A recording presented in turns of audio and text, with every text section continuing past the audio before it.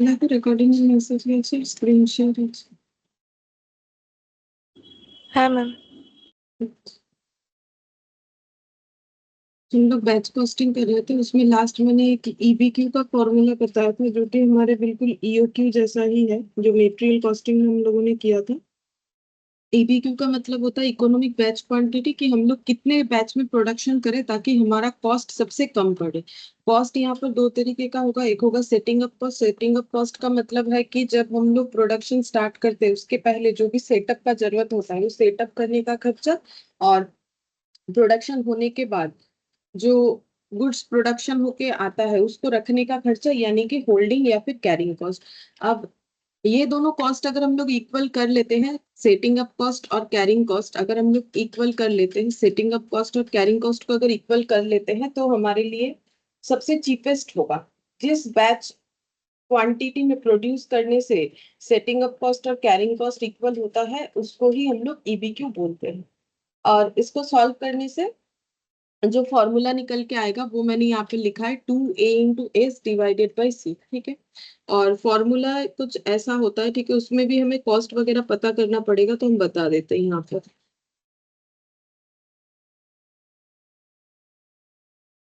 बताना ही पड़ेगा एक बार तो।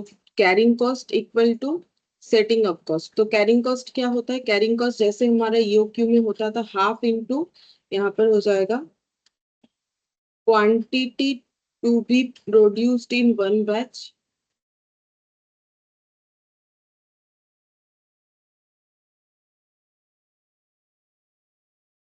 Into carrying cost per unit per annum.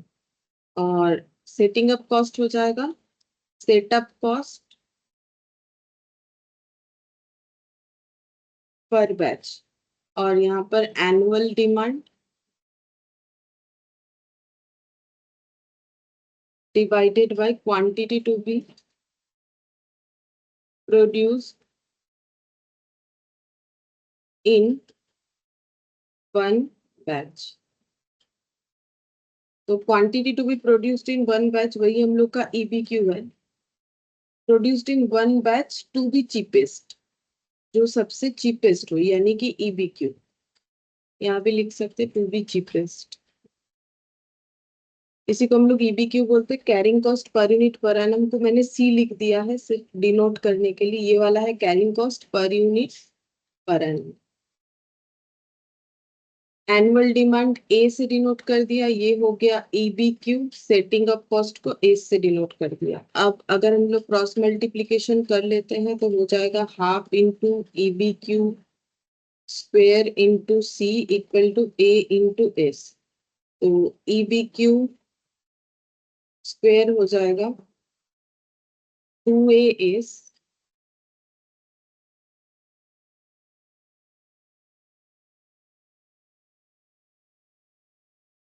Good morning sir.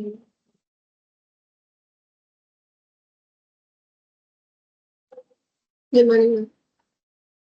2a s divided by C. और ये ईबीक्यू का स्क्वायर रखा है तो ये ऐसे ही रख देते हैं, तो ईबीक्यू हो जाएगा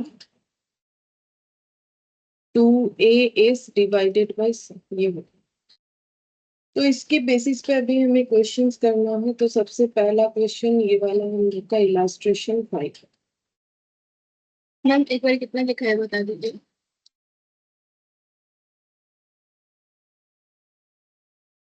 बस इतना। यहाँ से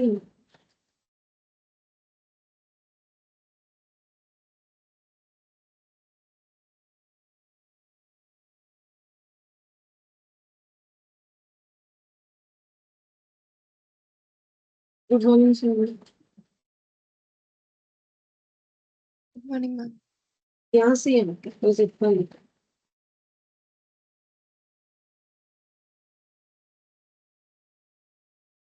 इलास्ट्रेशन 5।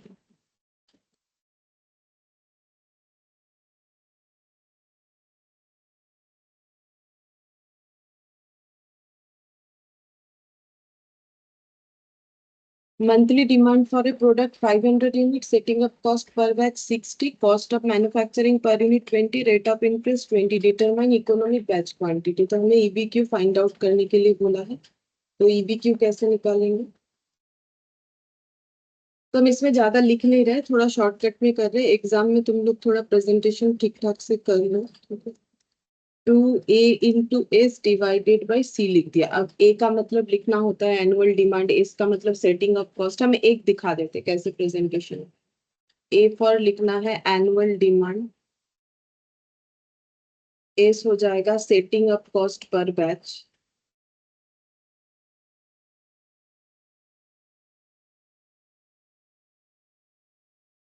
सी हो जाएगा carrying cost per unit per annum.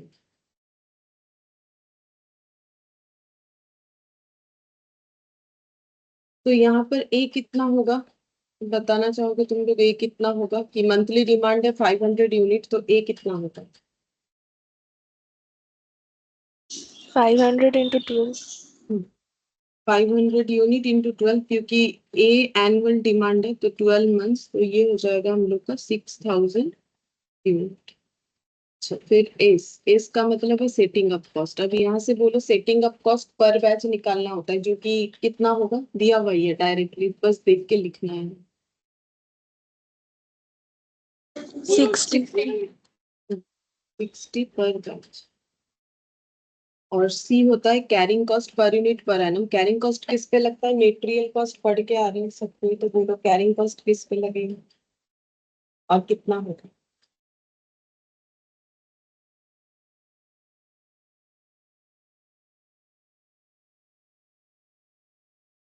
नहीं करेंगे, हमेशा मेटेरियल के कॉस्ट पे लगता है, जो कि है ₹20 इंटू 10% पर एनम बोला है। ₹20 पर यूनिट इंटू 10% पर एनम, तो ये हो जाएगा ₹2 पर यूनिट पर annum। अब EBQ निकाल लेंगे। ऐसे करके सभी में प्रेजेंटेशन करना होगा, एक में कर दिया बाकी हम ऐसे कर लेंगे। ऐसे करके तुम लोग को लिख लेना, डिवाइडेड बाई 2, तो कितना आ रहा है? 36,000 का रूट, तो ये हो जाएगा 600 यूनिट। यानी 600 यूनिट अगर हम लोग प्रोड्यूस करेंगे तो हम लोग का जो है इकोनॉमिक बैच क्वांटिटी होगा, मतलब हम लोग का सेटिंग अप कॉस्ट और कैरिंग कॉस्ट जो है वो इक्वल रहेगा। इलास्ट्रेशन 6 इसमें बोला है Messrs KBC Bearing Limited is committed to supply 48,000 bearing per annum to Messrs KMR fans on a steady daily basis। तो एक ऑर्गेनाइजेशन ने दूसरे ऑर्गेनाइजेशन को 48,000 बियरिंग सप्लाई करने के लिए बोल दिया है। ईयरली 48,000 सप्लाई होगा। It is estimated that it cost one as inventory holding cost per bearing per month and that the setup cost per run of bearing manufacture is 3,200। Determine the optimum run size of bearing manufacture. Optimum मतलब होता है जब हम लोग हमारे पास जो resources है उसे सबसे बेस्ट तरीके से यूज करते हैं, तो उसे बोलते हैं ऑप्टिमम रन साइज। यानी यही हो जाएगा EBQ, क्योंकि सबसे अच्छे ऑप्टिमम तरीके से यूज करने से ही तो हमारा सेटिंग अप कॉस्ट और कैरिंग कॉस्ट बराबर होगा ना। तो ये EBQ निकालने के लिए बोला है, तो EBQ में हमें जो भी चाहिए वो हमें लिखना पड़ेगा, देखना पड़ेगा, ठीक है। तो EBQ में हमें क्या क्या चाहिए? ए चाहिए, तो हम अभी फॉर्मूला जस्ट ऐसे लिख दे रहे हैं। EBQ हो जाएगा 2AS डिवाइडेड बाई सी, ठीक है। तो यहाँ पर ही सब चीज लिख लेते हैं। यहाँ मुझे क्वेश्चन देख के बोलो ए कितना होगा। देखो कितना प्रोडक्शन करेंगे, जितना सप्लाई करने का बात किया है तो उतना ही प्रोडक्शन करके देना पड़ेगा, तो ए कितना होगा? 48,000. ए 48,000 होगा, ठीक है। एस कितना होगा?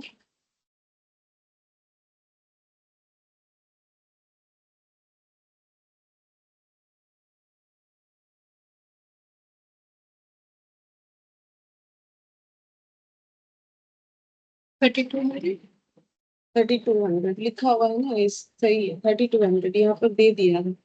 सेटअप कॉस्ट पर रन मतलब एक बार एक बैच रन करवाने का सेटअप कॉस्ट, तो हमें सेटअप कॉस्ट पर बैच ही तो चाहिए होता है। लैंग्वेज इधर उधर किया है तो उससे कोई फर्क नहीं पड़ना चाहिए। सेटअप कॉस्ट पर रन मतलब पर बैच ऑफ बियरिंग मैन्युफैक्चर, मतलब जो चीज मैन्युफैक्चर होगा उसका सेटअप कॉस्ट 3200। तो ये लिख दिया मैंने 48,000। सेटअप कॉस्ट है 3200 डिवाइडेड बाई, अब कैरिंग कॉस्ट, तो कैरिंग कॉस्ट कहाँ मिलेगा, ये लाइन रीड करने से ही पता चल जाएगा कि कैरिंग कॉस्ट कितना होना चाहिए। यहाँ से यहाँ तक तो मुझे बताओ कितना होगा।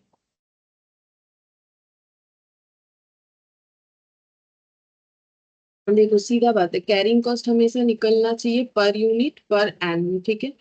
तो यहाँ पर भी हमें इसी तरीके से कुछ ना कुछ दिया हुआ रहेगा। अब कैरिंग कॉस्ट को होल्डिंग कॉस्ट भी बोलते हैं, तो holding cost per unit per annum या carrying cost per unit per annum, बात एक ही है, ठीक है।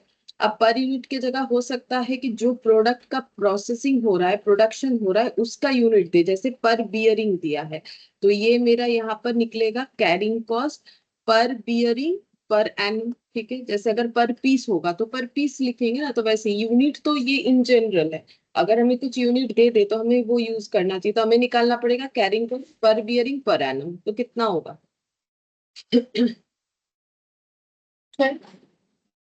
12 होगा। वन जो है वो एक महीने का दिया हुआ है यहाँ पर मंथ का, तो हमें 12 मंथ में मतलब हमेशा इसे हमें कैरिंग कॉस्ट को ईयरली दिखाना चाहिए, तो 1 × 12 हो जाए। तो अब ये कैलकुलेट करके देखना पड़ेगा कि कितना आ रहा है। रूट कर लो।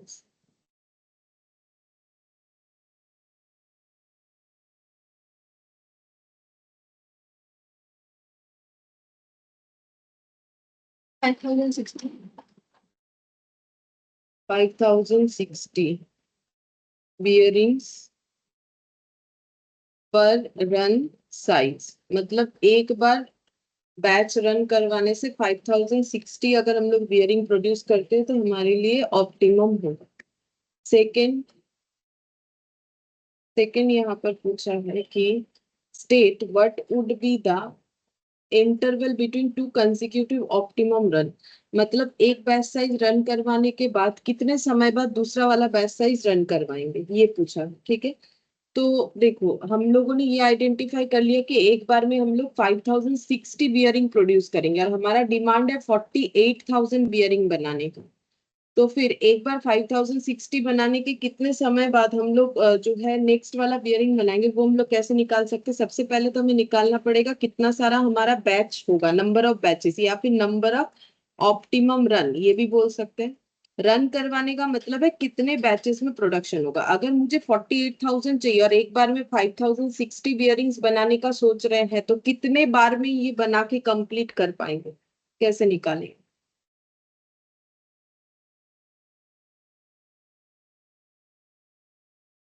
मुझे 40,000 बियरिंग बना के देना है, एक बार में 5,50 बियरिंग्स हम लोग बना रहे हैं, तो कितने बार में बना के कंप्लीट करते हैं,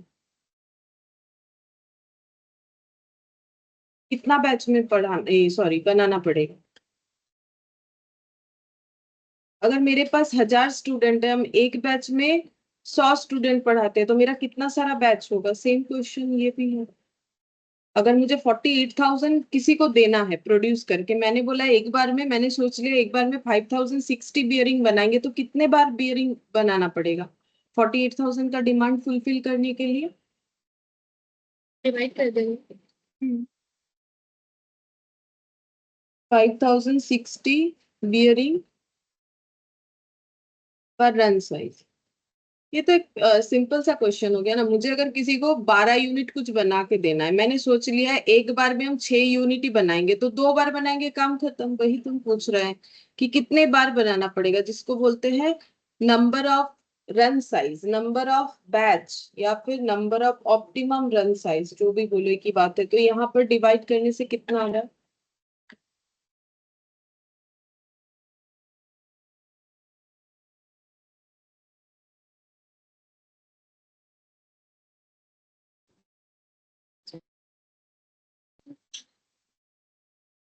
9.49 कर दिया है मैंने, 9.49 रन्स, मतलब इतने सारे बैच, रन्स यानी बैच, क्योंकि यहाँ पर रन लैंग्वेज यूज किया है तो हम भी वही लिख रहे हैं, इतने सारे बैच में हमारा प्रोडक्शन का डिमांड कंप्लीट हो जाएगा। लेकिन हमें ये नहीं पूछा था, पूछा था दो बैच के बीच में गैप कितना होगा, तो इसको लिखते हैं गैप या इंटरवल।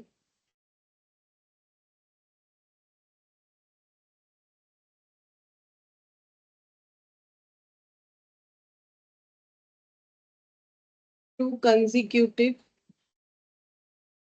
रन साइज इज, मतलब एक बार बैच निकलने के कितने देर बाद दूसरा बैच होगा। तो ये जो हम लोग इतने बार में प्रोडक्शन करके देंगे, इतना सारा बैच में जो काम होगा ये पूरे साल भर में होगा, ठीक है, क्योंकि ये 48,000 के लिए इतने सारे बैचेस का जरूरत होगा।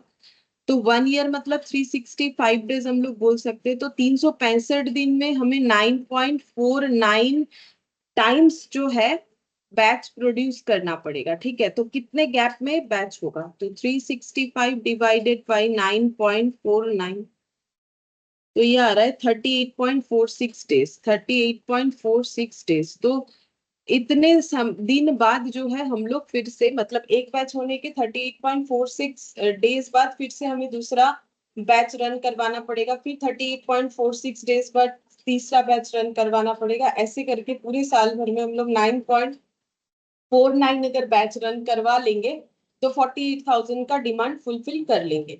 तो इंटरवल या gap between two consecutive run size का मतलब ऐसे हो जाएगा, ठीक है।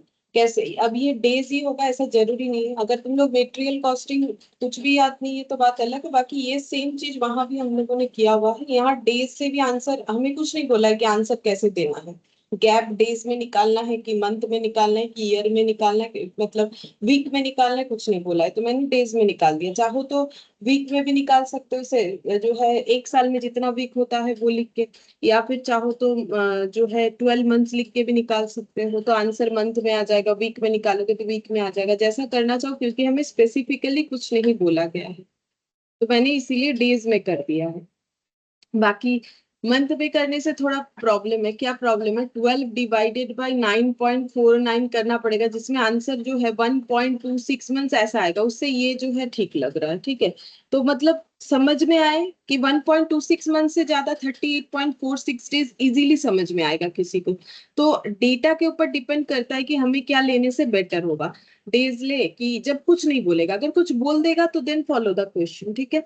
तो फिर यहाँ पर मैंने इसीलिए डेज में निकाल दिया, इंटरवल या gap between two consecutive run size ऐसे हो जाएगा, मतलब सिंपल बात है। सबसे पहले हमें बोला कि ईवी क्यू निकालो, वो हम लोगों ने निकाल लिया, फिर बोला कि एक बार, मतलब एक बार 5060 प्रोडक्शन होने के कितने समय बाद फिर से 5060 बियरिंग हमें प्रोडक्शन करना पड़ेगा, तो जिसको बोलते हैं इंटरवल या gap between two consecutive run size, यही मेरा क्वेश्चन नंबर 2 होगा। उसके लिए मैंने ये वाला भी बनाया, ये हटा देते हैं, ठीक है, ये 2 का ही आंसर है। तो उसके लिए सबसे पहले मुझे ये पता करना है कि अगर हम 48,000 का डिमांड लेके चल रहे हैं तो मुझे कितने सारे बैच में ये डिमांड फुलफिल करना पड़ेगा, तो 9.49 टाइम्स बैच अगर हम रन करवाएंगे तो हम 48,000 का डिमांड फुलफिल कर पाएंगे। तो इसका मतलब पता चल गया कि कितने सारे बैच में ये डिमांड फुलफिल होगा। तो ये पूरा जो 9.49 रन है ये पूरे एक साल में, बिकॉज ये एनुअल डिमांड है तो ये भी एनुअल रन निकला, तो अभी इस एनुअल रन को एनुअल डेटा से डिवाइड कर देते हैं, अब डेज से कर सकते, वीक से कर सकते, मंथ से कर सकते, तो हमें पता चल जाएगा कि कितने गैप में जो है हमें प्रोडक्शन करना चाहिए। अब नेक्स्ट क्वेश्चन नंबर 3 में क्या बोला है देखते हैं। नेक्स्ट क्वेश्चन नंबर 3 में बोला है find out the minimum inventory holding cost. तो मिनिमम इन्वेंट्री होल्डिंग कॉस्ट क्या है,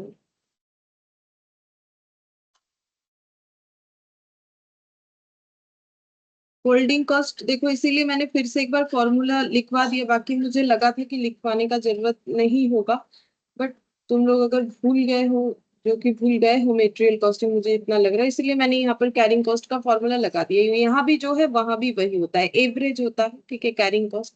तो कैरिंग कॉस्ट होता है हाफ इंटू, वहां ईओक्यू होता था, यहाँ पर ईबीक्यू होगा, into carrying cost per unit per annum. इस पे तो हम लोगों ने कितना क्वेश्चन किया था, मेटेरियल कॉस्टिंग बहुत सारा क्वेश्चन था, ये ईओक्यू पे इम्पोर्टेंट होता भी है। तो सेम वही है, बस ये EBQ है वो EOQ है। तो यहाँ पर ये हो गया। और carrying cost per unit per annum हम लोग निकाल चुके हैं 1 × 12। तो ये कैलकुलेट करने से कितना आ जाएगा?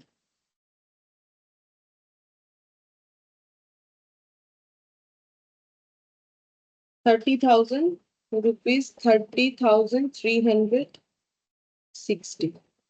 ये हो गया हम लोग का होल्डिंग कॉस्ट या कैरिंग कॉस्ट, एक ही बात। नेक्स्ट जो है इलास्ट्रेशन 7 पे जाते हैं। इलास्ट्रेशन 7 में बोला है a company has an annual demand from a single customer 50,000 litre of a paint product. ठीक है, तो मेन पॉइंट हमें ये मिल गया कि एक कस्टमर है जिसका एनुअल डिमांड है 50,000 litre of a paint product, मतलब कलर का प्रोडक्ट। तो ये ए हो सकता है अगर हमें क्वेश्चन में EBQ निकालने बोला है। The total demand can be made up of a range of colour to be produced in a continuous production run after which setup of the machinery will be required to accommodate the colour change. बोल रहा है total demand can be made up of a range of colour, मतलब अलग अलग colour का range हो सकता है टोटल डिमांड। ये जो 50,000 लीटर का जो डिमांड है इसमें एक ही कलर होगा ऐसा जरूरी नहीं है। इसमें बोल रहा है अलग अलग कलर रेंज का डिमांड हो सकता है to be produced in a continuous production run, मतलब कंटिन्यूअसली जो प्रोडक्शन चल रहा है उसी में ये हो जाएगा। After which setup of machinery will be required to accommodate the colour change, मतलब अलग अलग कलर का डिमांड है। तो अब अलग अलग कलर कैसे प्रोडक्शन होता है, पहले एक सेटअप हुआ, एक कलर प्रोडक्शन हुआ, फिर कुछ देर बाद जो है दूसरा सेटअप किया गया, मतलब क्लीन कर दिया गया। जैसे कि पहले रेड कलर हुआ, फिर मान लो येलो होगा, तो उसमें क्या होगा, तो मिक्स्ड नहीं होना चाहिए, तो फिर से सेटअप करना पड़ेगा, फिर दूसरा वाला कलर का जो है प्रोडक्शन होता है, ऐसे बोल रहा है। The total output of each color will be stored and then delivered to the customer as single load immediately before production of the next color commences। बोल रहा है टोटल आउटपुट, हर एक कलर का टोटल आउटपुट को store कर दिया जाता है, फिर डिलीवर कर दिया जाता है कस्टमर को एज सिंगल लोड, मतलब एक कलर पूरा रेडी हो गया, फिर उसको स्टोर करके कस्टमर को डिलीवर कर दिया जाता है immediately before production of the next colour commence, मतलब नेक्स्ट कलर बन के रेडी होने के पहले ही कस्टमर को पहला जो कलर रेडी कर दिया गया है वो जो है सप्लाई कर दिया जाता है, डिलीवर कर दिया जाता है। तो ये तो इनका बिजनेस प्रोसेस बोला है। अब आगे देखते हैं और क्या बोल रहा है। द सेटअप कॉस्ट 100 पर सेटअप बोला है, तो इसका मतलब ये सेटअप कॉस्ट पता चल गया, दे ही दिया है, पर सेटअप हमें चाहिए, ये ए मिल गया। The service is supplied by an outside company as required. बोल रहा है कोई सर्विस अगर जरूरत होता है तो आउटसाइड कंपनी देती है। ठीक है, एक आउटसाइड कंपनी इनको बेसिकली सर्विस प्रोवाइड कर देती है अगर जरूरत होता है। The holding cost are incurred on rented store space which cost 50 per square meter per annum। बोल रहा है होल्डिंग कॉस्ट यानी जो कैरिंग कॉस्ट है, बोल रहा है होल्डिंग कॉस्ट और इनकट। अब होल्डिंग कॉस्ट किस चीज के लिए इनकट हो रहा है, देखो होल्डिंग कॉस्ट बहुत सारा होता था, मैंने बहुत सारा एग्जांपल दिया था अगर तुम लोग को याद है। गुड्स को होल्ड करके रखने का मतलब जो गुड्स प्रोड्यूस्ड होकर आ रहा है उसको होल्ड करके रखने का जो भी खर्चा होगा। यहाँ पर फिनिश गुड्स का रॉ मेटेरियल, जो मेटेरियल वाला चैप्टर था वहां पर मेटेरियल को जो खरीद के हम लोग रख रहे थे उसका होल्डिंग कॉस्ट था। जैसे मेटेरियल को रखने का खर्चे में था रेंट, गोडाउन, अगर हम लोग गोडाउन रेंट पे ले रहे हैं या फिर मटेरियल खरीदने के लिए हम लोगों ने कोई लोन लिया है तो उस पे लगने वाला इंटरेस्ट, जो गोडाउन है उसमें कोई हम लोगों ने स्टोर कीपर को रखा है या फिर गोडाउन के बाहर किसी जो है सिक्योरिटी गार्ड को रखा है, तो ये सारे खर्चे होते थे जो कि मटेरियल को होल्ड करने के लिए लगता था। यहाँ पर बोल रहा है कि एक रेंट का खर्चा है, जहाँ एक्चुअली एक रेंटेड जगह है जहां पर स्टोर किया जाता है ये जो पेंट बन के रेडी होता है उसका उसका कॉस्ट कितना है, बोल रहा है 50 पर स्क्वायर मीटर पर एनम। तो ये रेंट कितना करके पड़ रहा है, बोल रहा है 1 स्क्वायर मीटर का रेंट पड़ता है 50 रुपए 1 साल के लिए। Each square metre can hold 250 litre suitably stacked, मतलब हमें यहाँ पर निकालना है carrying cost per unit per annum. ठीक है, ये हमें निकालना है। तो कैरिंग कॉस्ट यहाँ पर यूनिट के जगह क्या हो जाएगा, यहाँ पर हो जाएगा पर स्क्वेयर,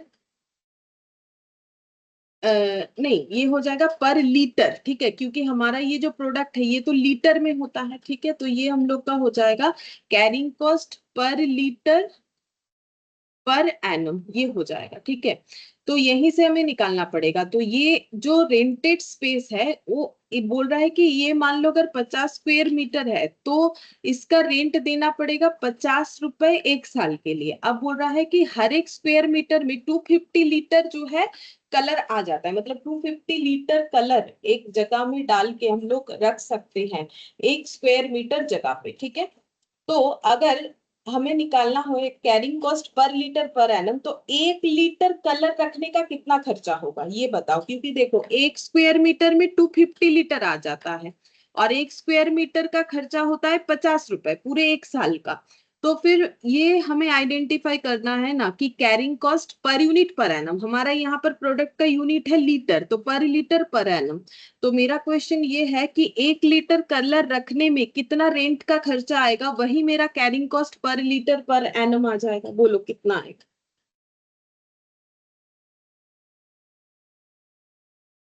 कुछ तो कोशिश करो, इतना कुछ पता है।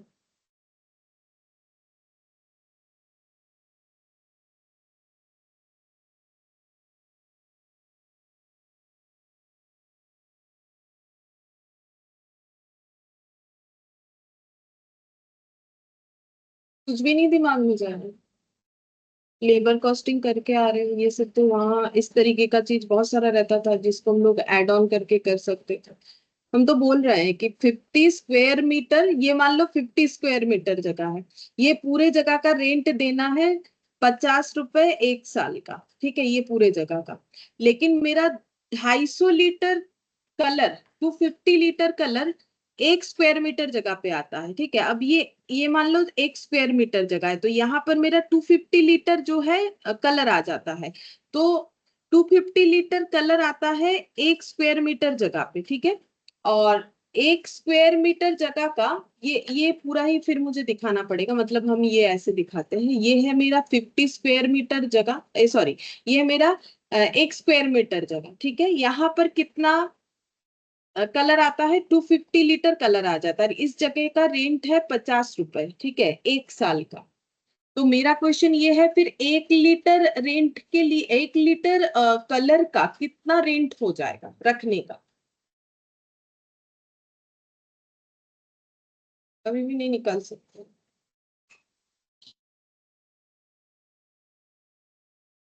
0.2। सिंपल सा बात है ना कि 250 लीटर के लिए मुझे कितना रुपए देना पड़ेगा, ये तो दिख रहा है। 50 रुपए, तो 1 लीटर के लिए कितना देना पड़ेगा। 250/50/250, 0.2।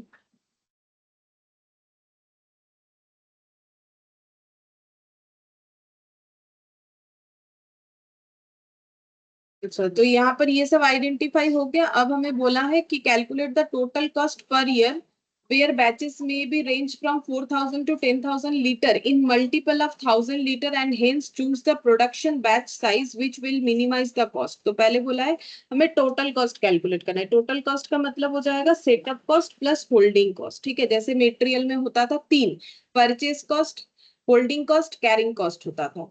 तो सॉरी, परचेज कॉस्ट और क्या होता था एक, तुम लोग को याद है कि नहीं मुझे नहीं पता, बट हम खुद भूल गए। एक होता है हमारा परचेज कॉस्ट जिसका हमारा कंट्रोल नहीं होता, एक होता है एसोसिएटेड कॉस्ट जिसमें होता है कैरिंग कॉस्ट और ऑर्डरिंग कॉस्ट। ठीक है, तो ordering cost plus carrying cost plus purchase cost मिला के होता था टोटल कॉस्ट। बट यहाँ पर तो कुछ परचेज का बात है नहीं, तो यहाँ 2 ही कॉस्ट आएगा, एक हो जाएगा सेटअप कॉस्ट, एक हो जाएगा होल्डिंग कॉस्ट। ठीक है, अब हमें कैलकुलेट करना है टोटल कॉस्ट पर ईयर हर साल का, वेयर बैचेस, बैचेस अलग अलग होगा। ठीक है, जैसे कि batches from 4,000 to 10,000 litre in multiple of 1,000।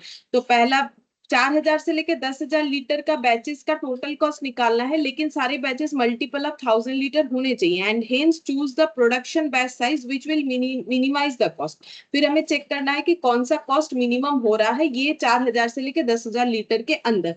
फिर बोल रहा है use the economic batch size formula to calculate the batch size which will minimise the total cost. फिर हमें ईबीक्यू भी निकालने के लिए बोला है। ठीक है, तो पहला पॉइंट हमें बोला है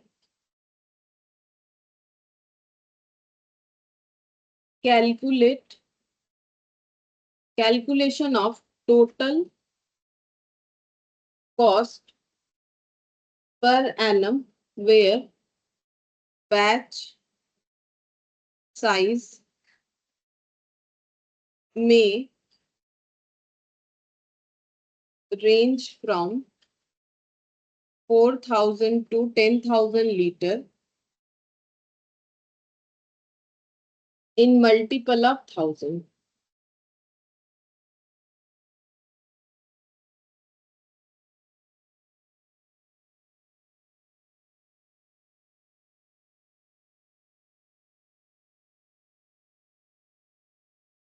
यहाँ पर लिखेंगे प्रोडक्शन साइज और batch size, setup cost,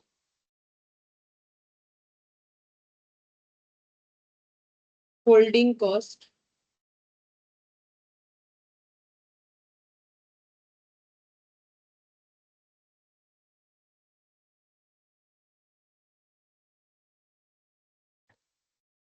good morning ma'am. Total cost. तो रन साइज क्या क्या होगा हम लोग का?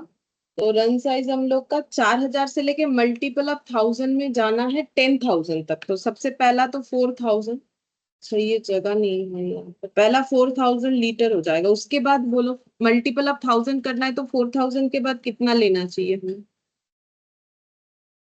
मल्टीपल ऑफ 1,000 का मतलब पता है ना, जो 1,000 से डिविजिबल होगा फुल्ली वो होता है मल्टीपल ऑफ 1,000। तो पहला अगर 4,000 है तो उसके बाद कितना होगा जो कि मल्टीपल ऑफ 1,000 होगा, उतना लीटर लेना पड़ेगा। उसके बाद आ जाएगा हम लोग 5,000, उसके बाद 10,000 तक हमें बोलते जाना है। 5,000, 6,000, बीच का कोई भी 1,000 से थोड़ी ना डिविजिबल होगा। 5,001, 5,002, 5,003, 5,004 कुछ भी नहीं होगा जब तक 6,000 नहीं आता। उसके बाद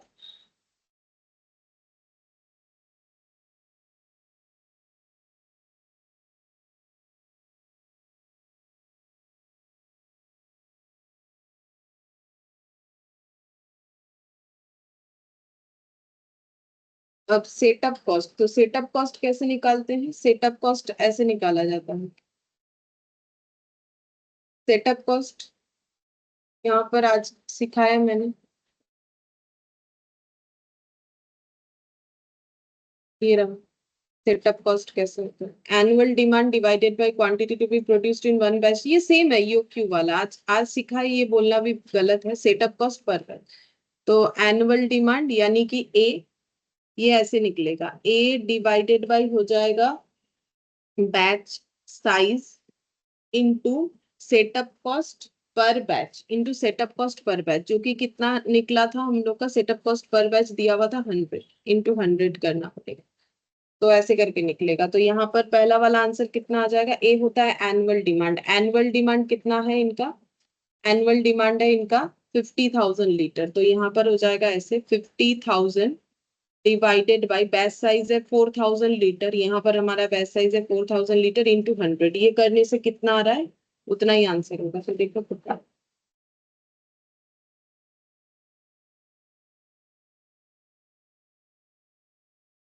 1250। 1250। ठीक है, इसके बाद होल्डिंग कॉस्ट लिखो। अभी तो देखा यहाँ पर कैसे करके होगा, half into batch size, half into batch size into carrying cost per unit per annum. Carrying cost per unit per annum अभी हम लोगों ने निकाला था, कितना आया था? 0.2 आया था, 0.20, 0.20 ये आया था। तो यहाँ पर कितना हो जाएगा? हाफ इंटू बैच साइज है 4,000 इंटू 0.20, देख लो कितना होता है, 400 आया। तो ये हो जाएगा 1,650। ये टोटल हो जाएगा टोटल कॉस्ट। टोटल कॉस्ट का मतलब setup cost plus holding cost. इसके बाद नेक्स्ट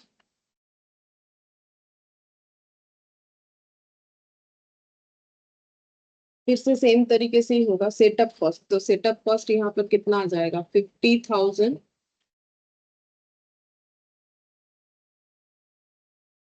डिवाइडेड बाई 5,000 इंटू 100। ये 1,000 आ रहा है, और इधर आ जाएगा हाफ इंटू 5,000 इंटू 0.20। तो ये आ जाएगा 10%, मतलब 500। तो ये टोटल कॉस्ट आ जाएगा 1,500। फिर यहाँ पर 50,000 डिवाइडेड बाई 6,000 इंटू 100। देख लो कितना आता है।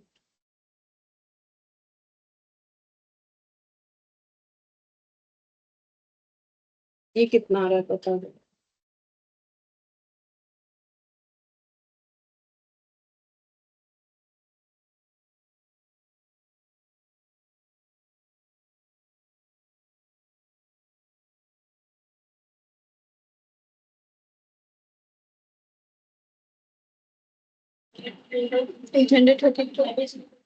Page 33 plus 600 1433।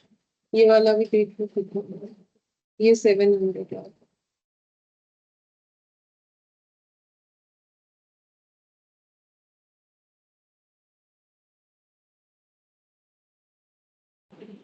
740.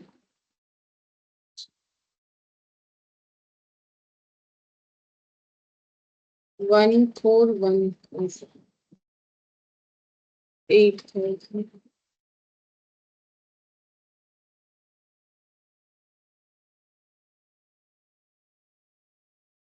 800 625.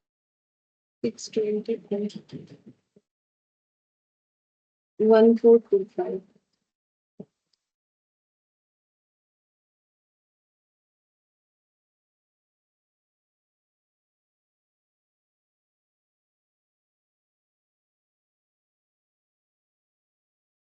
900 554.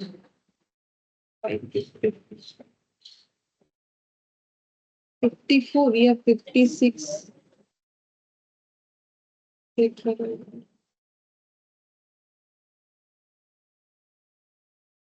Equals. 556 आएगा।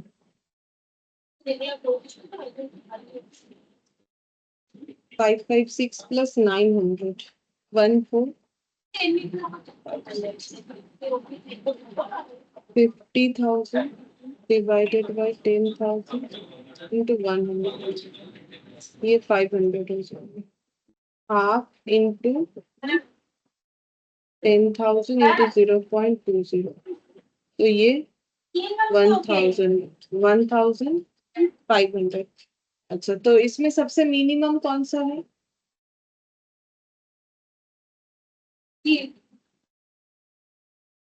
सबसे मिनिमम ये वाला है। पूछा था ना मिनिमम वाला बता दो, तो इसीलिए यहाँ पर बोला था कि विच विल मिनिमाइज द कॉस्ट। ये इसमें सबसे, अगर हम लोग 7,000 लीटर करके प्रोडक्शन करेंगे तो मिनिमम कॉस्ट यही वाला होगा। तो यहाँ पर लिख देते हैं मिनिमम टोटल। एक बार म्यूट कर लो ना।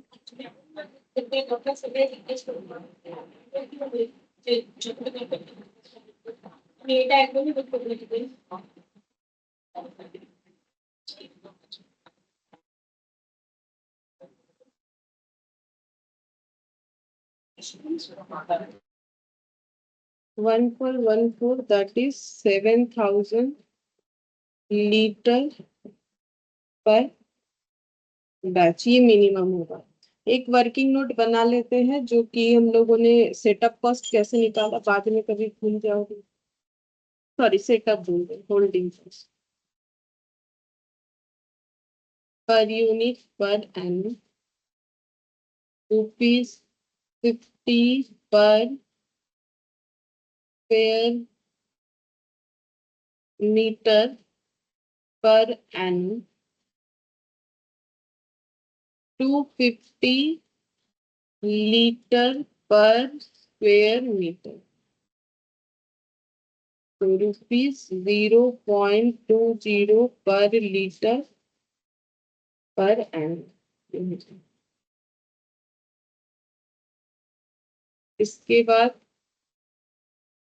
Use the economic batch size formula to calculate the batch size which will minimise the cost, मतलब ईबीक्यू निकालने के लिए बोला है। तो ईबीक्यू क्या हो जाएगा, 2A into S divided by C. Annual demand है 50,000, setting off cost 100, carrying cost 0.20। देखो कितना आ रहा है।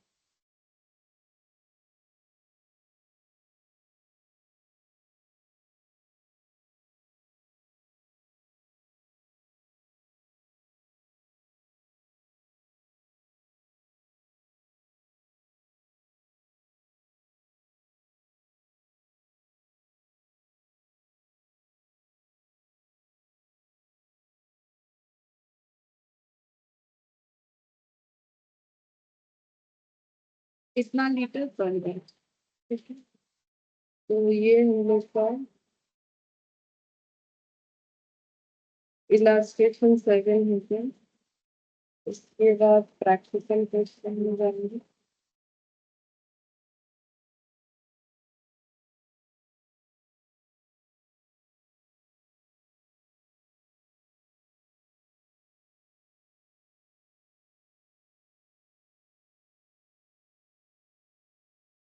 ये वाला तीनों ही हो गया 5, 6, 7। प्रैक्टिकल में 2, 3, 4, 5 और केस स्टडीज का। तो क्वेश्चन नंबर 2, ये वाला क्वेश्चन लास्ट क्लास में जो हम लोगों ने क्वेश्चन किया था बिल्कुल वैसा ही है। वहां 6 मंथ्स का डेटा था, यहाँ 3 मंथ्स का है। ये और भी आसान है, मतलब ज्यादा कैलकुलेशन नहीं करना पड़ेगा। Rio limited undertakes to supply 1000 litre of a component per month for the month of Jan, Feb and March. तीनों महीने में 1000 यूनिट करके कंपोनेंट सप्लाई देने का सोचा गया है, हर महीने में 1000 करके। Every month a batch order is opened against which material, labour and cost are booked at actual. बोल रहा है कि हर मंथ जो बैच ऑर्डर है उसके हिसाब से मटेरियल, लेबर, ये सारे खर्चे को बुक किया जाता है। Overheads are levied at rate per labour hour. बोल रहा है कि ओवरहेड के खर्चे को कैसे लगाया जाता है, लेबर आवर बेसिस पे। The selling price is contracted at 15 per unit. तो ये जो भी सप्लाई होगा कंपोनेंट वो बिकेगा 15 रुपए पर यूनिट करके। From the following data calculate the profit per unit of each batch order. हर एक बैच ऑर्डर का प्रॉफिट कैलकुलेट करना है। हर एक बैच ऑर्डर जो होगा उस पे प्रॉफिट पर यूनिट निकालना है। ये बात समझने क्या है, एक बैच में तो मोर देन 1 यूनिट होगा, तो हमें पर यूनिट का प्रॉफिट भी निकालने के लिए बोला है हर एक बैच का। And the overall position of the order for 3000 unit. अगर 3000 यूनिट का ऑर्डर आए तो फिर पोजीशन क्या होगा, मतलब प्रॉफिट होगा कि लॉस होगा, वो हमें पता करना है। 3 मंथ्स का डेटा दे दिया है, जैन फेब मार्च तीनों में। बैच का आउटपुट दे दिया है 1250, 1500 और 1000। मेटेरियल कॉस्ट बता दिया, लेबर कॉस्ट। फिर बोल रहा है labour is paid eight the rate of 2 per hour. Labour को कितना करके पे किया गया है, 2 रुपए पर आवर करके, 1 घंटे का 2 रुपए। ये क्यों दिया है भी पता चलेगा। द अदर डिटेल्स बोला है कि ओवरहेड इतना, जैन फेब मार्च का टोटल लेबर आवर इतना। इससे हम लोग ओवरहेड का जो रेट है वो निकाल सकते हैं, क्योंकि हमें यहाँ पर 3 खर्चा लगाना है। एक हो जाएगा मेटेरियल का, एक लेबर का, और एक हो जाएगा जो है ओवरहेड का, जो कि लेबर आवर बेसिस पे हमें अप्लाई करना है। तो हम लोग को बेसिकली निकालने के लिए क्या बोला है, profit per unit of each batch. हर एक बैच में एक एक यूनिट का प्रॉफिट निकालने बोला है। तो प्रॉफिट निकालने के लिए हमें तो प्रॉफिट पर बैच निकालना पड़ेगा। फिर हर एक बैच में जितना यूनिट है उतने से डिवाइड करेंगे तो प्रॉफिट पर बैच और 3000 यूनिट का क्या कंडीशन है वो निकालना पड़ेगा। तो यहाँ पर लिखेंगे statement for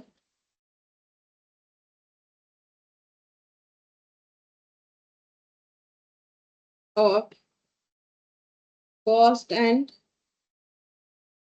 profit per unit of each batch.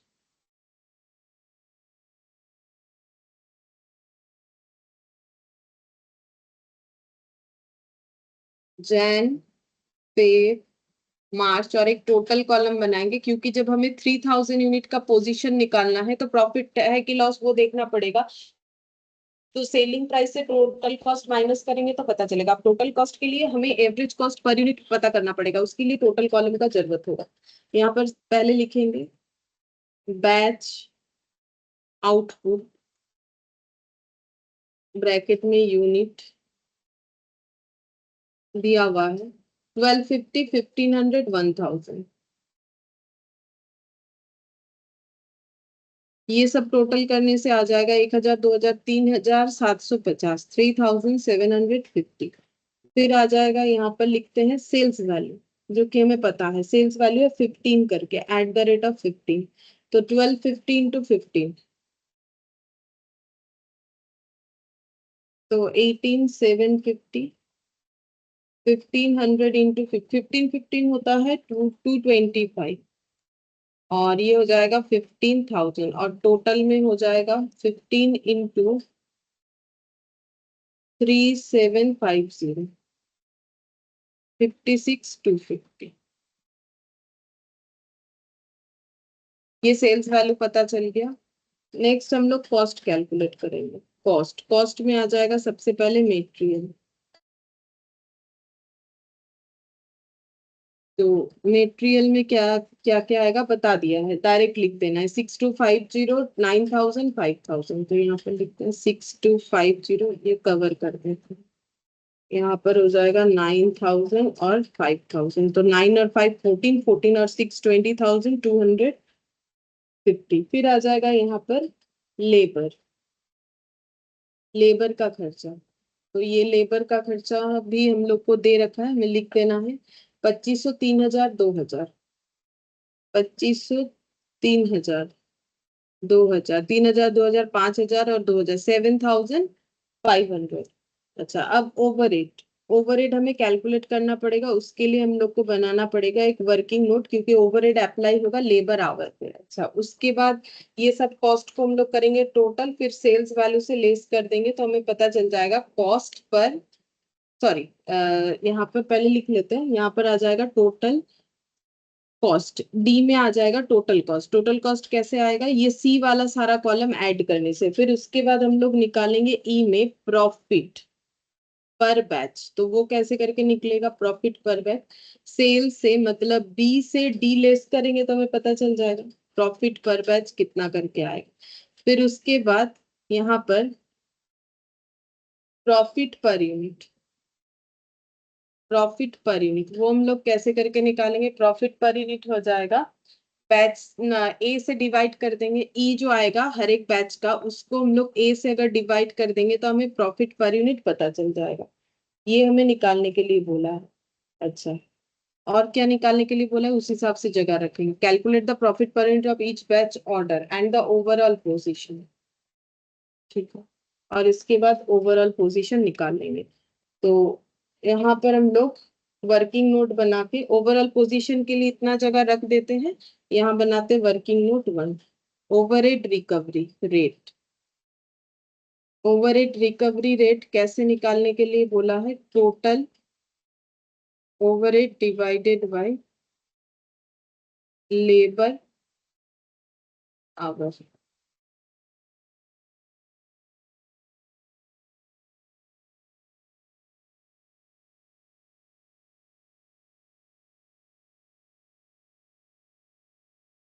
तो टोटल ओवरहेड डिवाइडेड बाय जो है लेबर आवर। तो अब यहाँ पर टोटल ओवरहेड और लेबर आवर दिया हुआ है जैन, फेब और मार्च का 12,000, 9,000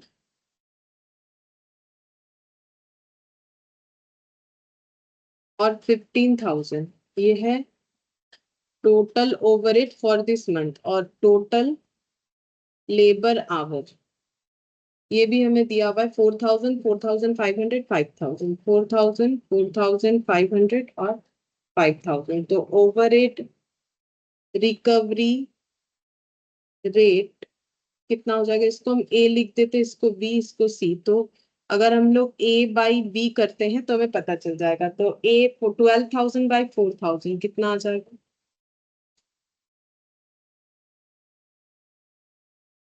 तो ये हो गया 3। 9,000 बाई 4,500, ये 2 आ जाएगा और ये आ जाएगा 3। ठीक है, 3, 2 और 3, ये हो गया ओवरहेड रिकवरी रेट, ये हो गया ₹3 पर आवर, पर लेबर आवर, ये भी हो गया ₹2 पर लेबर आवर, ये हो जाएगा ₹3 पर लेबर आवर। अब ये लेबर आवर पे लगा देना है कि एक्चुअली कितना लेबर आवर काम हुआ है, बट वो हमारे पास डायरेक्टली अवेलेबल नहीं है प्रीवियस क्वेश्चन के साथ, ये एक फर्क है। तो यहाँ पर हमें लेबर कॉस्ट बता दिया है कि इतने रुपए करके हमें देने पड़े, और हमारा जो कॉस्ट है वो है @2 पर लेबर आवर करके। तो इससे हम लोग ये निकाल सकते हैं कि ये रुपए कितने घंटे काम करने के लिए दिया गया है। तो ₹2 दिया जाता है 1 घंटा काम करने के लिए, तो ₹2500 कितना घंटा काम करने के लिए दिया गया होगा, 2500 डिवाइडेड बाई 2 करने से ही पता चलेगा। तो लेबर आवर यहाँ पर लिखेंगे, एक्चुअल लेबर आवर कितना हुआ है, तो ये हो गया 2500 बाई 1250 आवर। अच्छा, फिर ये हो जाएगा 3000 बाई 1500 आवर,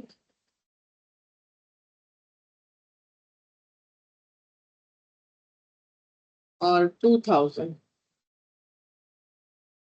मतलब 1000 आवर। इतना इतना काम हुआ है। अब इतने काम पे ओवरहेड रिकवरी रेट लगाएंगे, तो यहाँ पर हो जाएगा ओवरहेड कॉस्ट, कैसे निकालेंगे, C इंटू डी करके। तो 1250 इंटू 3,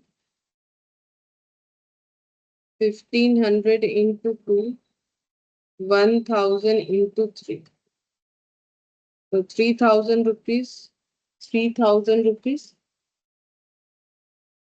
3750 रुपीज। तो ये हम लोग का हो जाएगा ओवर एट जो है पर बैच। तो 3750, 3000, 3000, तो यहाँ पर लिख लेते हैं।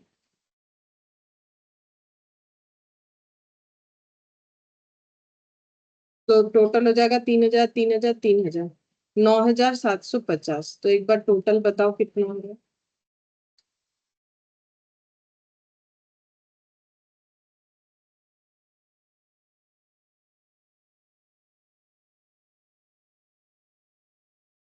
$12,500, और जो प्रॉफिट है -18,750 करने से पता चलेगा सेल वैल्यू इस बैच का है, तो फिर 6250, और कितना यूनिट के लिए है 1250, तो डिवाइडेड बाई 1250 करेंगे तो पता चल जाएगा प्रॉफिट पर बैच, तो ₹5 करके। इसका टोटल हो जाएगा 3 3 6 6 और 9 हो जाएगा 15, 22,500,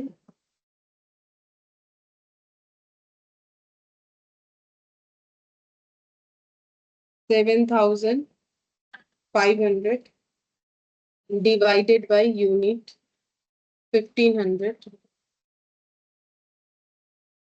तो ये भी 5 करके ही आ रहा है। अच्छा, यहाँ पर हो जाएगा 15,000, और ये हो गया 10,000, 5,000 का प्रॉफिट फॉर 1,000 यूनिट, तो ₹5 करके प्रॉफिट हो गया।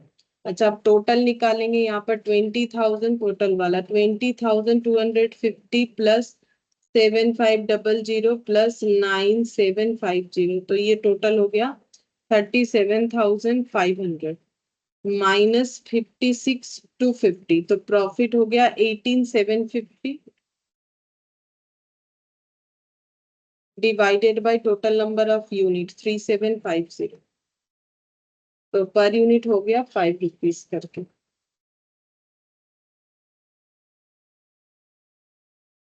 ये निकल गया। अब हमें निकालना है ओवरऑल पोजीशन ऑफ, ये बन गया ये क्वेश्चन जो भी पूछा था। कॉस्ट निकाल लिया, प्रॉफिट पर बैच, एक एक बैच में कितना यूनिट था क्वेश्चन बता दिया, तो प्रॉफिट पर यूनिट निकल गया। फिर यहाँ पर लिखेंगे overall position of the order of 3,000 unit, तो सेल्स वैल्यू 3,000 यूनिट, ₹15 करके 45,000, लेस कर देंगे टोटल कॉस्ट 3000 यूनिट। अब टोटल कॉस्ट पर यूनिट कितना है वो हमें निकालना पड़ेगा, वो निकाला नहीं। ठीक है, यहाँ पर एक कॉलम बना लेते हैं, कॉस्ट पर यूनिट का पता चल जाएगा। तो कॉस्ट पर यूनिट कितना आएगा, सेलिंग प्राइस से प्रॉफिट लेस करने से ही तो पता चल जाएगा, सेलिंग प्राइस माइनस प्रॉफिट। तो सेलिंग प्राइस कितना करके है, 15 करके है, तो बेसिकली 15 माइनस 5, हर जगह पे वही हो रहा है। तो 10 10 10 10, तो इसका मतलब यहाँ पर कॉस्ट आ जाता है 10। ये कॉलम बनाना पड़ा ताकि ये कैलकुलेट कर पाए, नहीं तो ये कैलकुलेट नहीं कर पाते। 30,000 लेस हो जाएगा, तो यहाँ पर आंसर आ जाएगा हम लोग का 15,000 प्रॉफिट। तो ओवरऑल पोजीशन हो जाता है 15,000 प्रॉफिट। अच्छा, ये उसी क्वेश्चन के जैसे एकदम सेम है, बस यहाँ पर जो है डायरेक्ट उस क्वेश्चन में ये लेबर आवर हमें गिवन था, निकालना नहीं पड़ा था, इसमें हमें निकालना पड़ा। नेक्स्ट देखते हैं क्वेश्चन नंबर 3।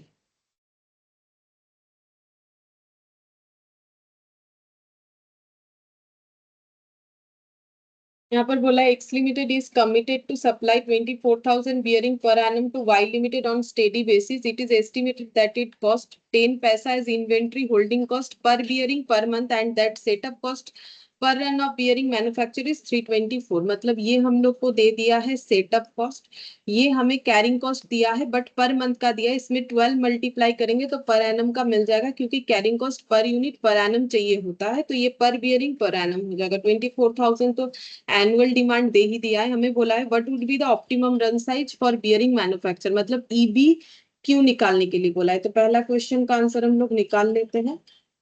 ईबी क्यू हो जाएगा हम लोग का 2a into S divided by C. तो 2 एनुअल डिमांड है 24,000 बियरिंग का, सेटिंग अप कॉस्ट था 324 और कैरिंग कॉस्ट था 10 पैसा पर मंथ इंटू 12 कर देना है। तो यहाँ पर कितना आ रहा है देख लेते हैं। 2 into 24,000 into 324 divided by 2 divided by 0.1, इसका रूट मतलब 8। नहीं, ये तो अलग आ गया, मेरा कुछ गलत हो गया।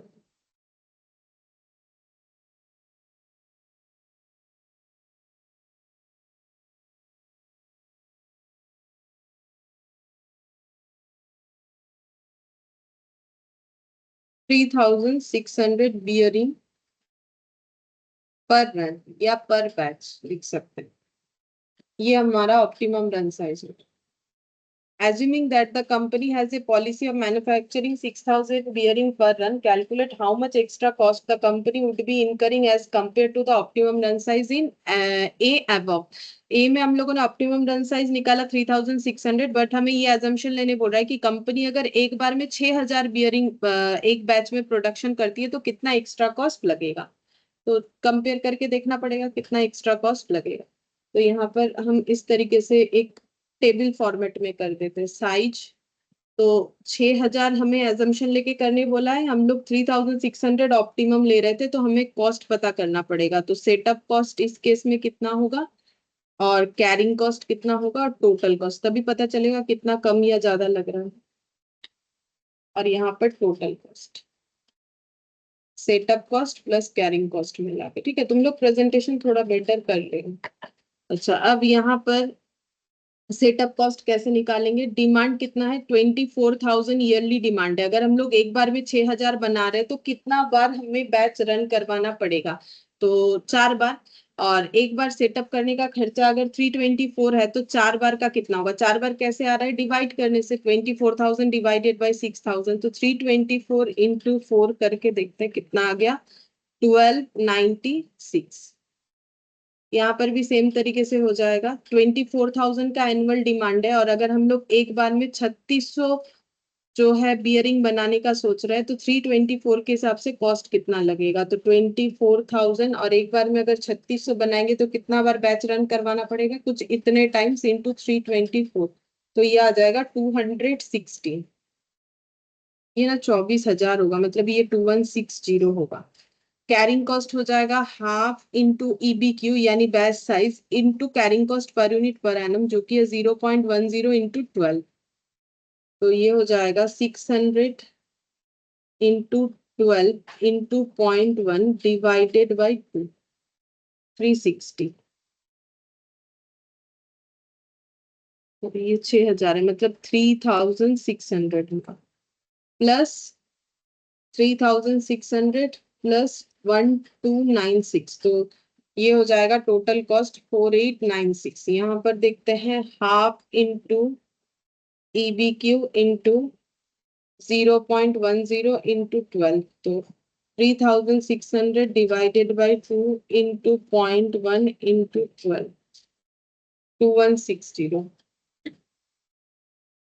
इंटू 2, मतलब डबल कर लेते हैं 4,320। ये तो ये बैच मतलब इकोनॉमिक वाला है ना, तो इसमें सेटअप कॉस्ट और कैरिंग कॉस्ट बराबर होगा, तभी ना वो हुआ इकोनॉमिक बैच ऑर्डर, अदरवाइज कैसे होगा। तो 9,216 मैंने टोटल कर दिया, सॉरी गलती से, माइनस करके देखना है। तो हम लोग अगर 3,600 वाला करते हैं तो हमारा कॉस्ट 4,320 पड़ता है, लेकिन अगर हम लोग 6,000 प्रोडक्शन करते हैं एक बार में, तो हम लोग का कितना एक्स्ट्रा कॉस्ट पड़ेगा, ये दोनों का डिफरेंस, तो डिफरेंस हो जाएगा हम लोग का 576 रुपीज। ठीक है, तो एक्स्ट्रा कॉस्ट इनकर्ड इतना हो जाएगा, एक्स्ट्रा कॉस्ट इनकर्ड हो गया 576।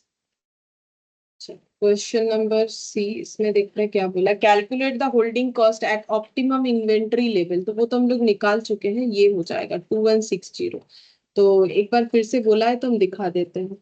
Holding cost at optimum inventory level, half into EBQ into carrying cost per unit per annum, half 3,600 into 0.10 into 12, और आंसर आएगा 2,160। सेम ही होगा, बस अलग से पूछा है तो मैंने यहाँ पर लिखा।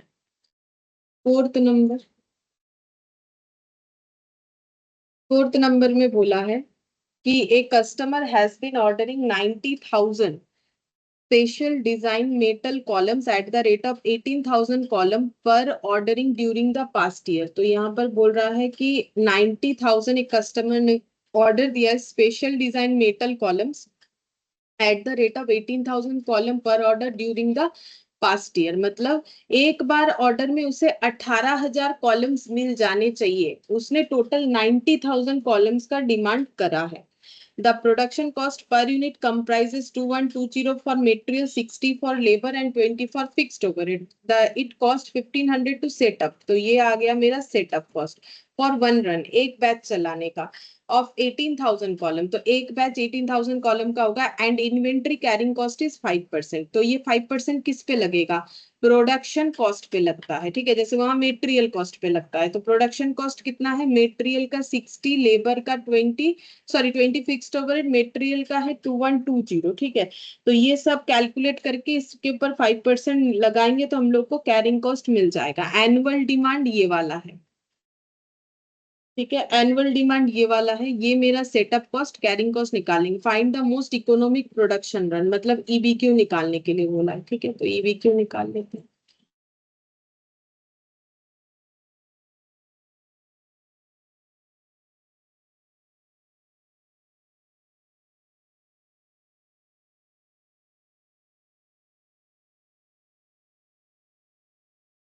टू, एनुअल डिमांड है 90,000, सेटअप कॉस्ट हम लोग को डायरेक्टली बता दिया गया है 1,500,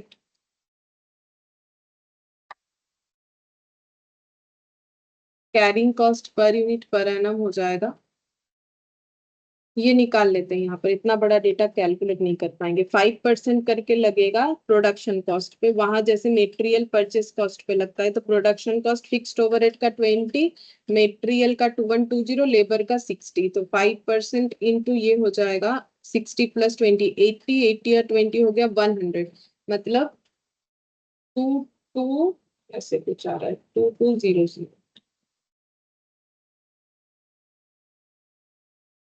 110।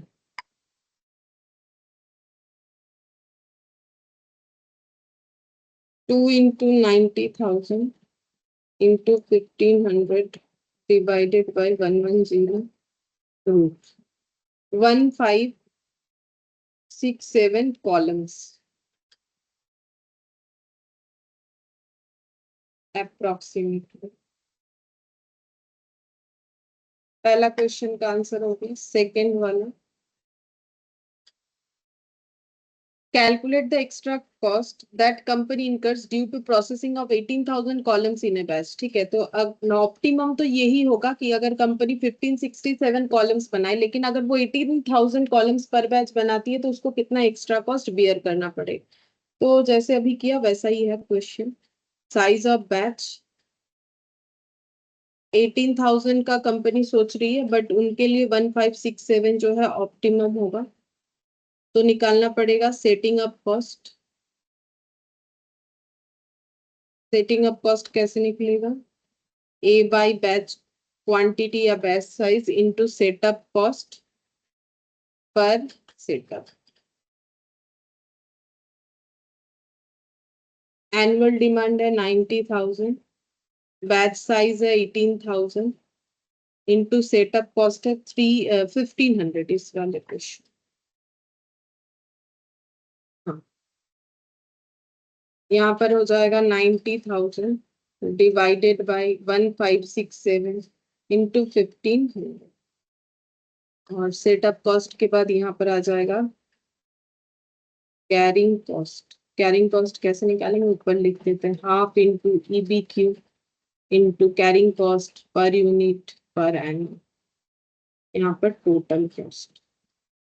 तो कैरिंग कॉस्ट आ जाएगा हाफ इंटू EBQ, यानी यहाँ पर बैच साइज जो है कैरिंग कॉस्ट 110 आया था, यहाँ पर हो जाएगा हाफ इंटू 1567 इंटू 110। चेक करना पड़ेगा कितना आ रहा है। तो 90,000 divided by 18,000 into 1500 7500 90,000 divided by 1567 into 1500 86151 1 by 2 into 18,000 into 110 9,90,000 plus 7500 मतलब 9,97,500 और 110 by 2 into 1567, तो ये हो जा रहा है 86185 प्लस 861।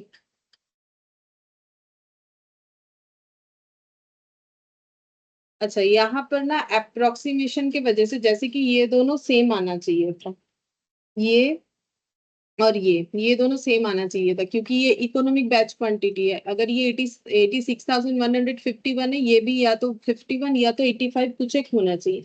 अब ये क्यों नहीं हो रहा है? बिकॉज ये 1567 जो आया ये अप्रोक्सीमेटली आया। तो ये जो आंसर आया इसको पूरा लेके अगर हम लोग करेंगे ना तो हो जाएगा। जैसे कि हम दिखा देते हैं यहाँ पर 2 into 90,000 into 1500 डिवाइडेड बाई 110। तो ये अगर हम लोग रूट करते हैं तो ये कुछ इतना आ रहा है 1566.69 ऐसे करके आ रहा है। तो ये पूरा डेटा, क्योंकि अप्रोक्सीमेशन है इस वजह से वेरी करके, अगर हम लोग ये पूरा डेटा ले लेते हैं और इनटू 90,000 डिवाइडेड बाई 1567 करते हैं तो हम लोग का आंसर आ जाएगा, सॉरी वो तो था ही, गलत हो गई, मतलब 2 into 90,000 into 1500 डिवाइडेड बाई 110, इसका रूट ये आ गया, मतलब ये वाला डेटा। अब इसमें हो जाएगा 90,000 इंटू 1,500 डिवाइडेड बाई ये होना चाहिए, तो इसको हम मेमोरी में रख सकते हैं ऐसे करके। ठीक है, तो जस्ट दिखा रहे कि दोनों सेम होगा। 90,000 इंटू 1500, ठीक है, डिवाइडेड बाई मेमोरी रिकॉल कर देते हैं ये वाला। तो ये आ गया 86,168। देखो मैंने बोला ना सेम आ जाएगा 80, ये वाला आ जाएगा 86,168। ठीक है, ये भी आ जाएगा, इसका भी हम दिखा देते हैं। अगर हम लोग इसको पूरा ऐसे लेके करते हैं, मतलब फिर से वही 2 इंटू 90,000 इंटू 1500 डिवाइडेड बाई 110, ये जितना भी आया रूट, ये आ गया। अब अभी हमें ये इंटू 110 डिवाइडेड बाई 2 करना है, तो इसमें भी आ गया 86। ये देखो 86,168, मतलब ये दोनों सेम आ गया। तो हम वही बोल रहे हैं, क्योंकि ये अप्रोक्सीमेशन पे है, ये अप्रोक्सीमेशन पे इसलिए आंसर वेरी कर रहा है, अदरवाइज आंसर सेम आना चाहिए। तो क्योंकि ऐसे करने से आंसर आ जाएगा, तो तुम लोग को भी एग्जाम में यही लिख के आना है, ये अप्रोक्स बोल के लिखना है, और ये नहीं लिखना है, ये दोनों नहीं लिख के सीधा सीधा ये लिख के आना है। कैसे करके करेंगे, कैलकुलेटर पे जितना डेटा दिखेगा उतना पूरा रख के पूरा कैलकुलेशन करना है तुम लोगों को, तब जाके सही आंसर मिलेगा। क्योंकि अगर ऑप्टिमम है तो दोनों अलग अलग कॉस्ट आ ही नहीं सकता है। तो ये जो आ गया है 86,168 इंटू 2 करके जितना आएगा हम उतना लिखेंगे, मतलब 17,2336। अब ये डिफरेंस निकालेंगे 9,97,500 से, तो एक्स्ट्रा कॉस्ट हो जाएगा 8,25,164। ये एक्स्ट्रा कॉस्ट हो जाएगा जो कि बेयर करना पड़ेगा। तो अगर ये अप्रोक्सीमेट लिख के ये आंसर लिख दोगे तो हो जाएगा। ठीक है, कि पता चल जाएगा कि अप्रोक्सीमेशन लेके किया गया है। अच्छा, इसके बाद 5th number, XYZ Limited has obtained an order to supply 48,000 bearing per year from a concern। तो उन्होंने एक ऑर्डर लिया है XYZ लिमिटेड ने कि 48,000 बियरिंग ये लोग सप्लाई कर देंगे। ठीक है, 48,000 बियरिंग सप्लाई करेंगे per year from a concern on a steady basis. It is estimated that it cost 0.20 as inventory holding cost per bearing per month. तो इसमें इंटू 12 करेंगे तो पर बियरिंग पर एनम आ जाएगा। सेटअप कॉस्ट बता दिया है 384। हम लोग को कैलकुलेट करने बोला है optimum run size and number of runs for bearing manufacturers. तो ऑप्टिमम रन साइज निकालेंगे सबसे पहले। ऑप्टिमम रन साइज का मतलब हो जाएगा EBQ 2AC divided by C। 2 A कितना हो जाएगा 48,000।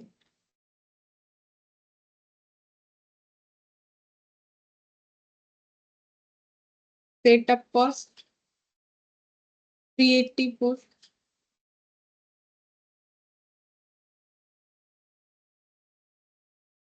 और ये वाला हो जाएगा 0.20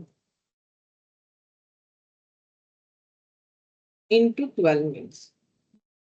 देखते हैं कितना आता है।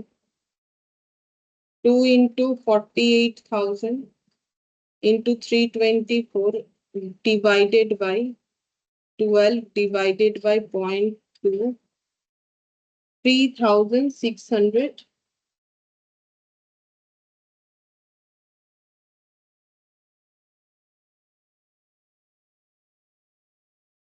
0.20 पर मंथ का, तो 0.20 इंटू 12 2.4 होगा।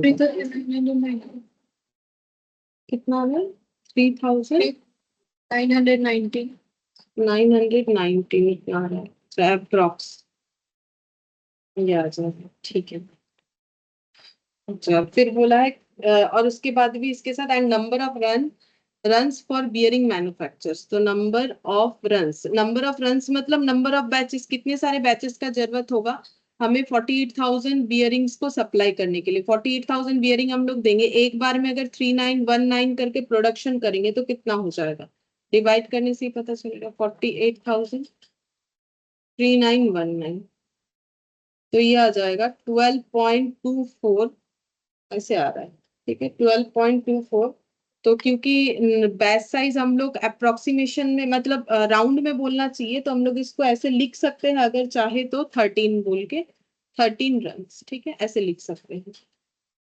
नंबर ऑफ रन्स हो गया, मतलब कितने सारे बैचेस। फिर बोला है interval between two consecutive run, ऐसा हम लोगों ने स्टार्टिंग में किया था। तो इंटरवल बिटवीन 2 रन्स, तो हम लोग इसको डेज में निकाल लेते। जब कुछ नहीं बोलेगा तो डेज में निकालने सबसे आसान होता है। तो 365 days divided by 13 run.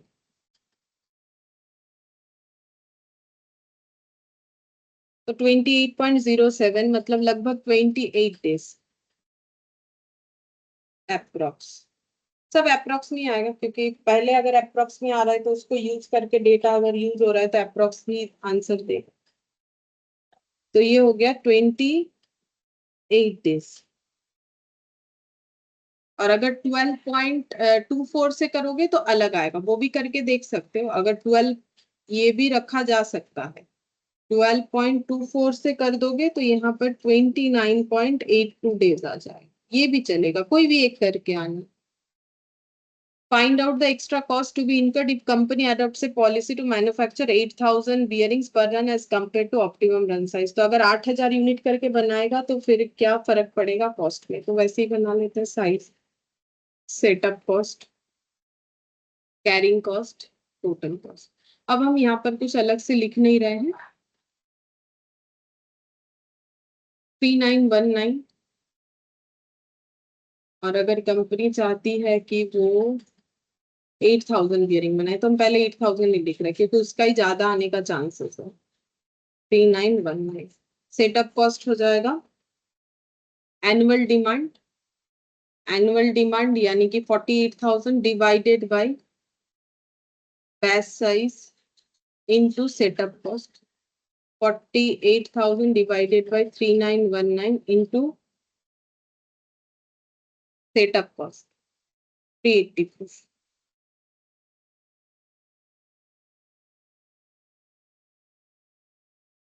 Half into 8,000 half into 3919 into carrying cost जो कि है 0.20 into 12।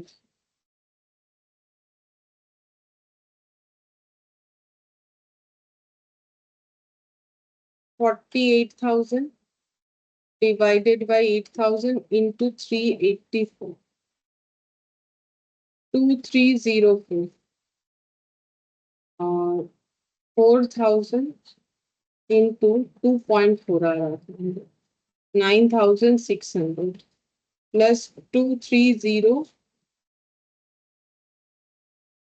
11,904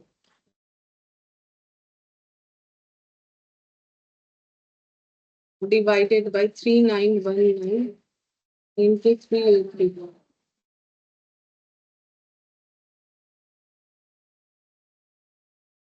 1 divided by 2 into 3919 into 2.4 4702.8। तो ये भी ना सेम आना चाहिए, तो 0.2 है ना, तो इसको हम अप्रोक्सीमेटली 3 कर देते हैं। Okay 4703 into 2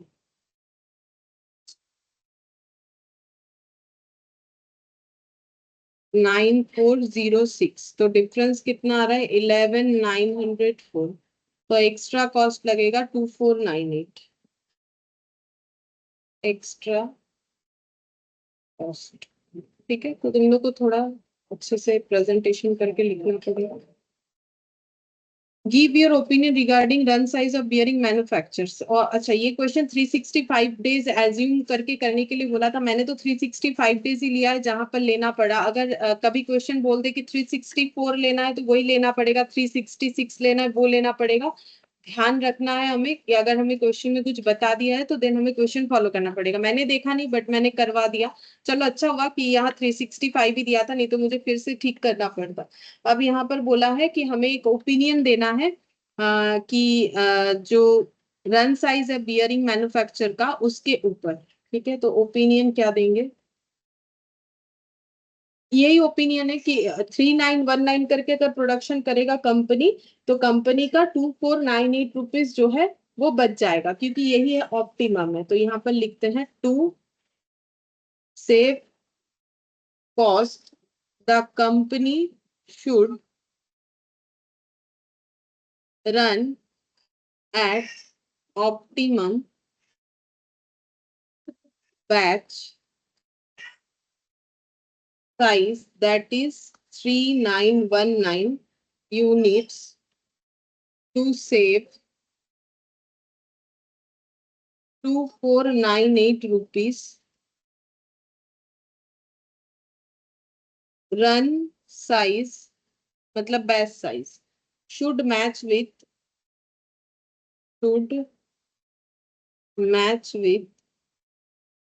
economic production run of bearing manufacture.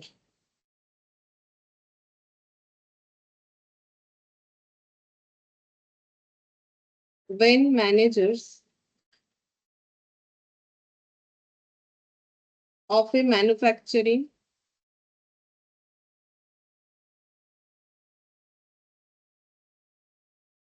operation make decision about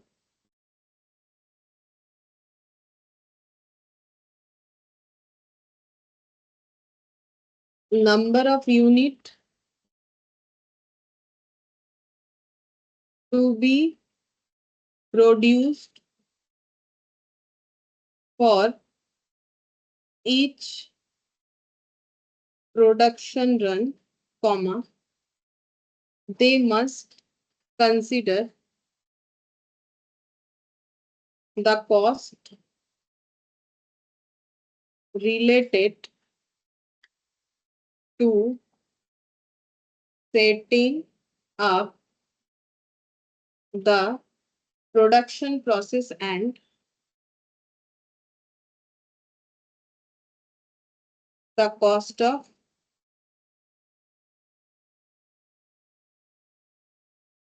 holding inventory. बता देते हैं क्या लिखा है। टू सेव कॉस्ट, देखो ये तो हम लोगों ने पहले ही देख लिया कि कॉस्ट सेव करना है अगर तो फिर हमें ऑप्टिमम बैच साइज जो कि 3919 यूनिट है वो करना चाहिए, जिससे हमें 2498 रुपीज का कॉस्ट सेविंग होगा। Run size should match with economic production run of bearing manufacture, मतलब हमें जो रन साइज चूज करना है, बैच साइज हमें ऐसा चूज करना है ताकि हमारा जो प्रोडक्शन वो इकोनॉमिक हो, मतलब चीपेस्ट हो, और वो तभी होता है जब सेटअप कॉस्ट और कैरिंग कॉस्ट बराबर होता है।